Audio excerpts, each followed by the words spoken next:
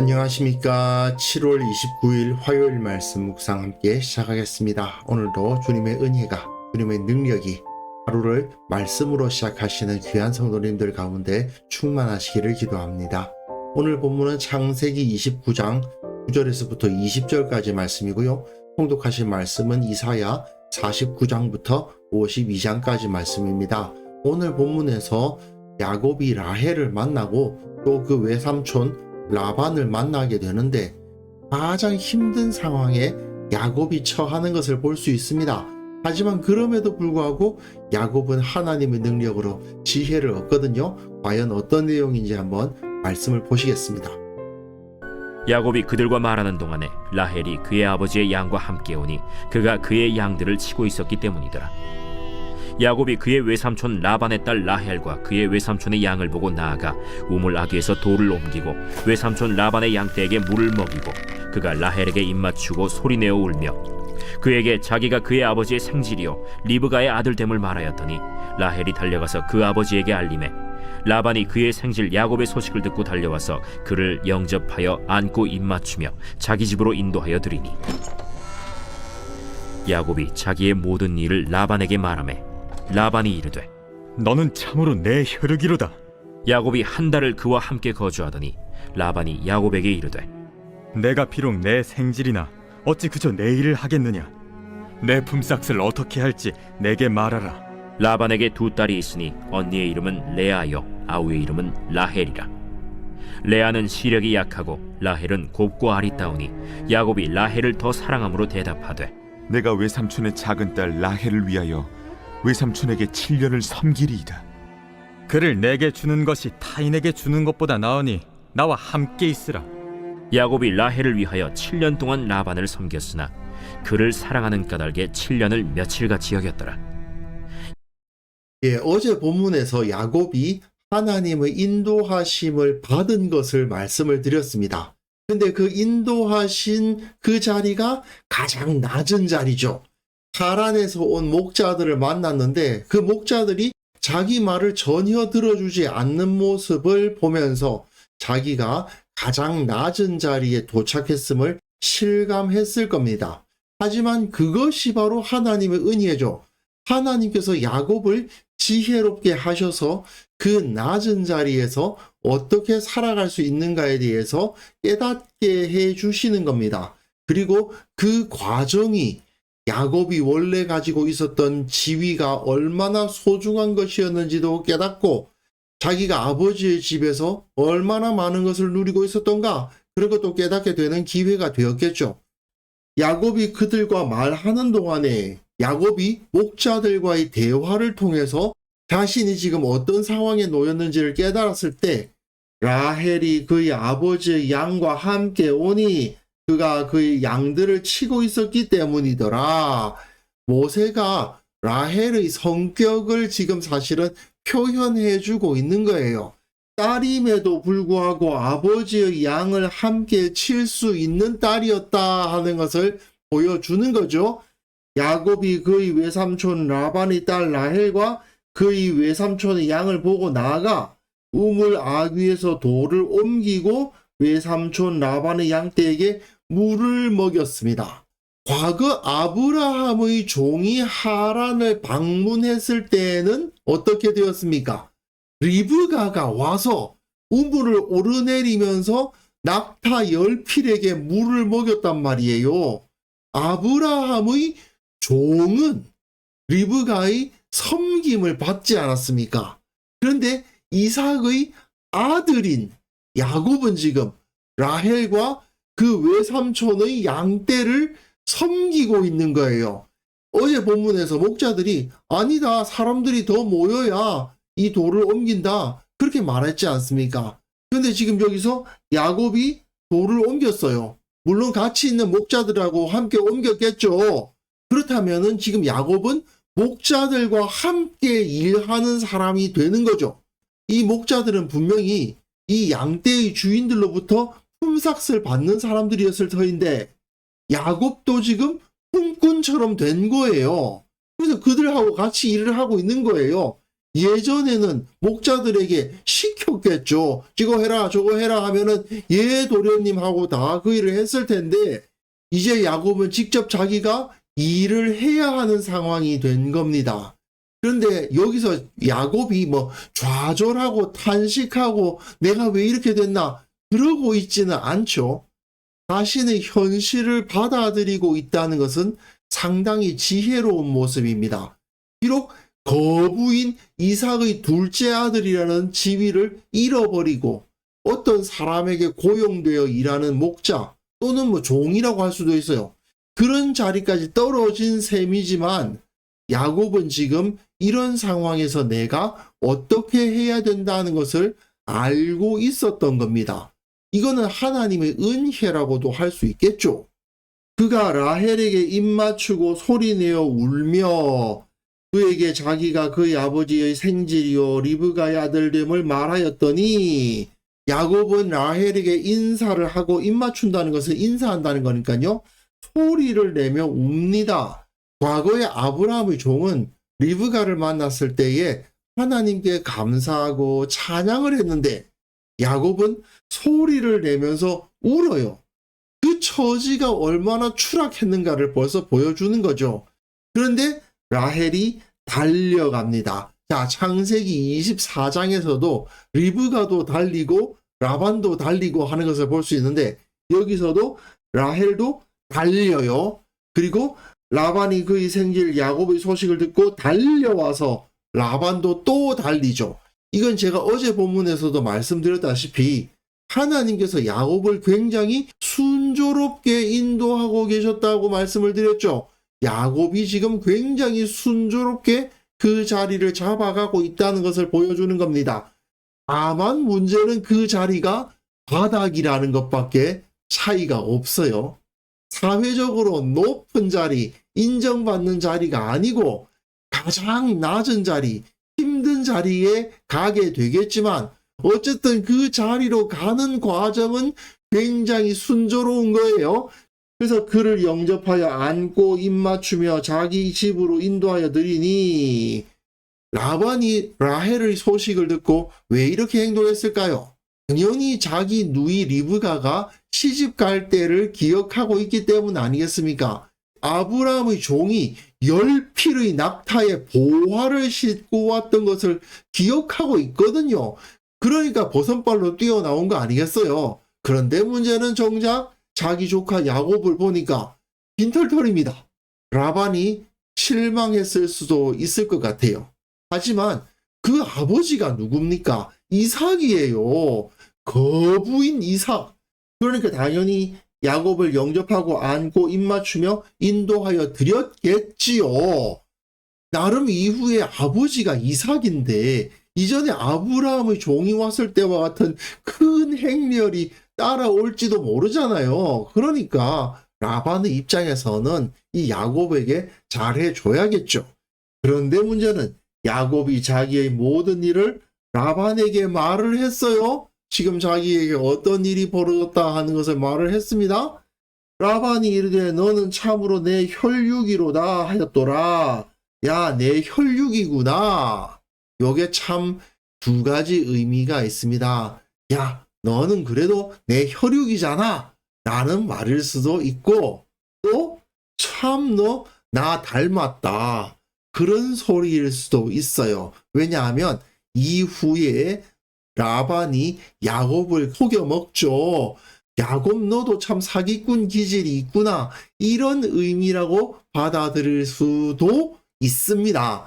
라반은 일단은 그래도 이삭으로부터 뭔가 올지도 모른다.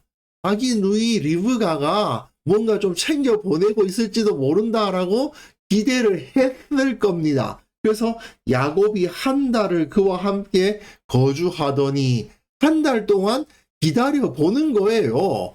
브엘세바부터 하란까지의 거리가 약 한 달 거리 아닙니까? 야곱이 떠난 다음에 바로 이삭과 리브가가 야곱을 위해서 나름대로 조금 챙겨가지고 보낼지도 모르잖아요. 한 달 정도 더 기다려 보는 거예요. 뒤에서 이삭의 종이 도착할지 누가 알아요? 그래서 한 달을 거주했는데 소식이 없습니다. 그러니까 라반이 야곱에게 뭐라고 말합니까? 내가 비록 내 생질이나 어찌 그저 내 일을 하겠느냐? 내 품삯을 어떻게 할지 내게 말하라. 이렇게 이야기를 합니다.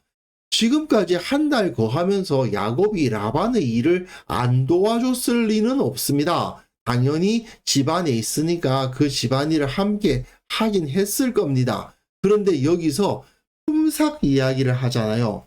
이거를 라반이 합리적인 사람이어서 아무리 조카지만 조카를 그냥 무조건 일꾼으로 써먹을 수 있겠느냐? 품삯을 줘야지. 이렇게 생각하시면 이게 오해입니다. 잘못 해석하신 거예요. 이건 배려하는 듯한 언어를 쓰고는 있지만 야곱이 자기 조카 혈육이 아니고 품삯을 받는 피고용인으로 보겠다라는 의미입니다. 물론 좋은 말로 돌려 말하고 있기는 해요. 하지만 너는 내 조카지만 결국 너의 위치는 내 품꾼이야. 야곱의 지위는 품꾼이었다라는 것을 여기서 보여주고 있는 겁니다. 이제 모세는 야곱의 대답을 말하기 전에 라반에게 있었던 두 딸 이야기를 해요. 언니의 이름은 레아요, 아우의 이름은 라헬인데 레아는 시력이 약하고 되어 있는데 이거는 제가 보기에는 조금 번역상에 문제가 있는 것이 아닌가 생각을 합니다. 왜냐하면 시력이라는 말은 눈이라는 뜻이고요. 약하다 했을 때 히브리어는 라크인데요. 이게 나쁜 의미로 쓰이는 단어가 아닙니다. 약한 건 좋은 게 아니잖아요. 부드럽다 그런 뜻입니다. 그래서 시력이 약했다라기보다는 눈매가 부드러웠다 이렇게 번역하는 것이 좋지 않겠는가 생각이 됩니다. 그런데 레아는 눈매가 부드러웠고 라헬은 곱고 아리따웠다. 레아와 라헬을 비교하고 있는데 뭔가 비교하고 있다는 느낌이 안 들지 않습니까? 이것을 비교의 문맥으로 이해를 한다면 레아가 눈매가 부드러웠다라는 이것은 성격을 보여주는 것이 아닌가 생각이 됩니다. 눈이 좀 선하게 생긴 사람들은 성격이 부드럽고 순종적이라는 느낌이 들잖아요. 여성적이어서 순종적이고 부드러웠다라는 의미로 볼 수 있고 라헬은 곱고 아리따웠다. 레아는 성격이 곱고 순종적이었고 라헬은 외모가 아름다웠다. 이렇게 보는 것이 더 좋지 않을까 생각을 합니다. 아무래도 라헬은 성격으로 봤을 때는 목자들과 함께 양치러 다니는데 성격이 여성적이고 순종적이었다고 보기는 어려워요.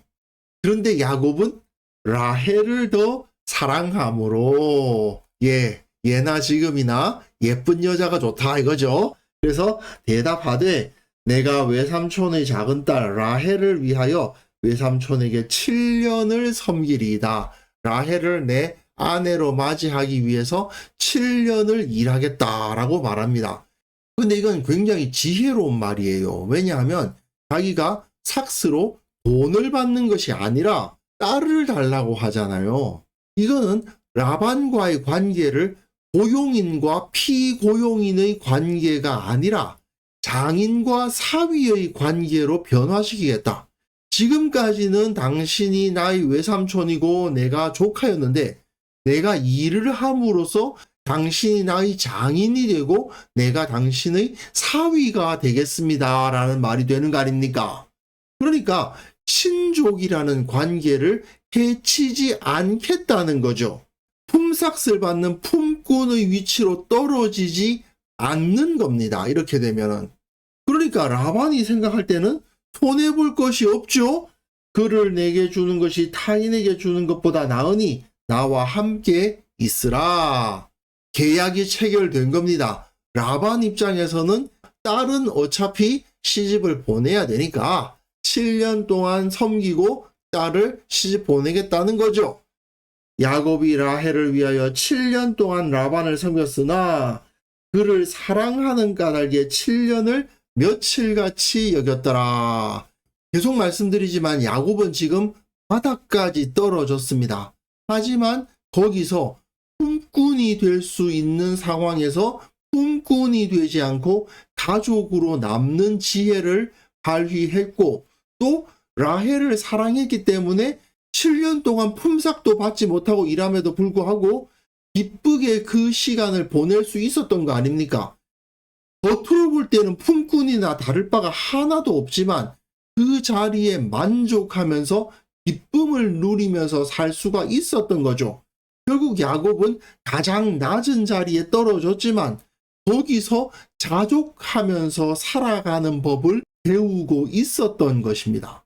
야곱은 자기가 거부의 아들로 태어났음에도 불구하고 쌍둥이 형이 아니라 동생이라는 이유로 어떻게든 형이 돼서 장자가 되고 싶어 했던 사람이죠.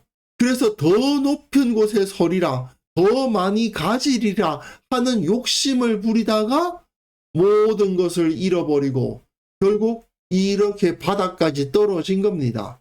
친족의 집에 얹혀 사는 사람, 품꾼이나 다름없는 사람이 되고 만 것이죠. 왜 하나님께서는 베델에서 그를 만나 주셨음에도 불구하고, 그리고 야곱을 언약 계승자로 선택하셨음에도 불구하고 이렇게 섭리를 하셨을까요? 야곱을 낮추심으로 자기가 현재 위치에서 자족하며 감사하는 법을 배우게 하시기 위함이라고 보아야 됩니다. 아버지가 엄청난 부자로서 정말 부족함 없이 살아놓고도 자기가 형이 아니라는 이유 때문에 늘 불만족했던 야곱이 이렇게 바닥까지 떨어진 상태에서 자족하는 법을 배워가는 거예요. 7년 동안 품삯도 못 받고 일을 하지만 사랑하는 한 여인을 얻는다는 것 때문에 자기가 기뻐하면서 그 가운데에서 자족하며 기쁘게 7년을 보낼 수 있는 것, 그것 자체가 복이죠. 그 가운데에서 만족하고 감사하고 기뻐하며 살아갈 수 있었던 겁니다. 그게 바로 하나님을 의지하는 법을 배우는 것 아니겠습니까? 어쩌면 우리에게도 이런 비슷한 일이 일어날 수도 있죠. 혹시 우리가 그런 상황에 처하게 된다 하더라도 우리는 예수 그리스도의 십자가 언약을 계승하는 사람들입니다. 야곱이 그 아브라함의 언약을 계승하는 자였던 것처럼 우리에게는 예수 그리스도의 십자가의 언약이 있습니다. 그러므로 우리가 정말 야곱처럼 바닥에까지 떨어진다 하더라도 거기서 하나님은 우리에게 가르침을 주시고 위로하시고 강하게 하시고 결국에는 모든 것을 바로잡아 주시고 다시 떨쳐 일어날 수 있도록 해 주실 겁니다. 이 사실을 야곱의 인생을 통해서 배울 수 있었으면 좋겠습니다. 그래서 이 시간 함께 기도하실 때에는요, 내가 어떠한 상황에 처하든지 간에 그곳에서 하나님의 뜻을 발견하게 하옵소서. 자족하며 기뻐할 수 있는 지혜, 능력을 허락하여 주옵소서.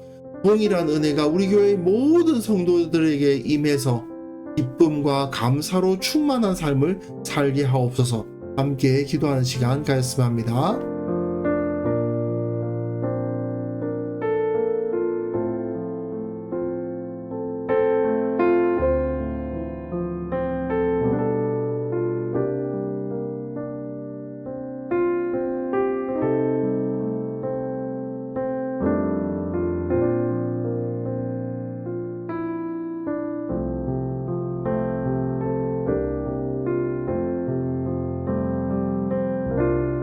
하나님 아버지, 우리가 어떤 상황에 있든지 그곳에서 주님의 뜻을 발견하는 지혜를 주시고 그 가운데에서 만족하고 감사하고 기뻐하는 능력을 허락하여 주옵소서.